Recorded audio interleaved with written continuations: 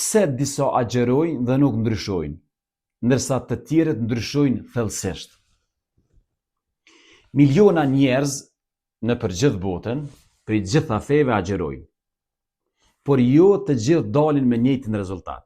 Dallimi ku qëndron? Dallimi qëndron te agjerimi si formë apo agjerimi si vetdije. Mund të ndodhë që trupi yt të agjeroj, por jo dhe vetdia jote.